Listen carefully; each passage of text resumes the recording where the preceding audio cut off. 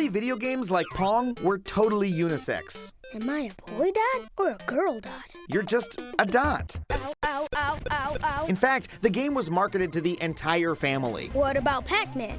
He was a boy. True, but the game was so popular with women that when it came time for a sequel, the developers gave it a female main character, Ms. Pac-Man.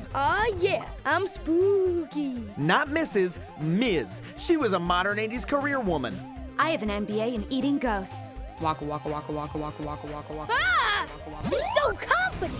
And not only was much of the audience female, many of the developers were too. Among the stars of early game design were Atari's Carol Shaw, Centipede creator Donna Bailey, and Roberta Williams, an adventure game pioneer and company co-founder, whose King's Quest series was a massive hit among gamers of all stripes. Cool, seems like everything's great. Can I play my game now? Nope, because all of that changed thanks to the video game crash of 1983. Greedy publishers started flooding the market with shoddy games like I Want My Mommy, Lost Luggage, and E.T. for the Atari 2600, which has been called one of the worst games of all time. Yuck!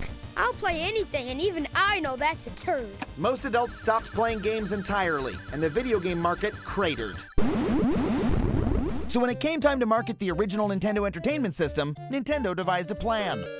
Instead of selling it in the electronics section, they sold it in the toy aisle.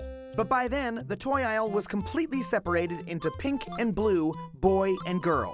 Nintendo had to choose a side. They went with boy, and then they marketed to those boys relentlessly. What's it like to play the Nintendo Entertainment System?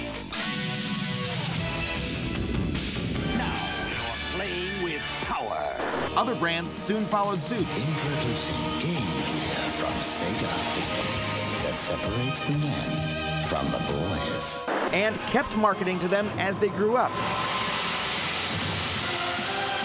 It's not the size of your howitzer, it's what you do with it. I got this pulling a 360 stalefish.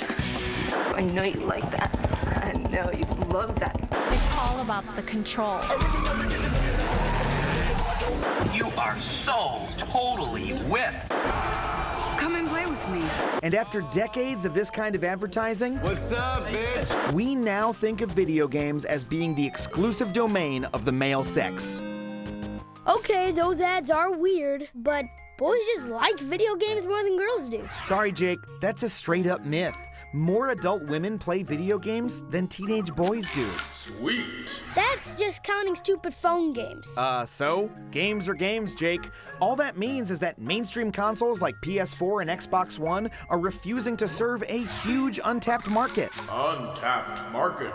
We're talking millions of women who would love to play more games, but are being pushed away from the hobby by weird, old-fashioned marketing that publishers are sticking with seemingly out of sheer force of habit. Force of habit. Ow, who's doing that? Why are you hurting me, Megan? Because I'm mad at you. I like games. I've always liked them. It's just sometimes I feel like they don't love me back. You act like I'm not supposed to play them or something just because you listen to all these stupid ads. Jake, video games are the greatest new art form of the century. They can do anything. Saying they're for just one gender is ridiculous. Yeah, it's like saying movies are just for girls or books are just for dads. It's stupid. When we think about video games in such a limited way, it makes the games worse, it loses the industry money, and it's really mean to your sister. Just wait, he'll burn out in about 3 minutes. Yeah, I've seen this before.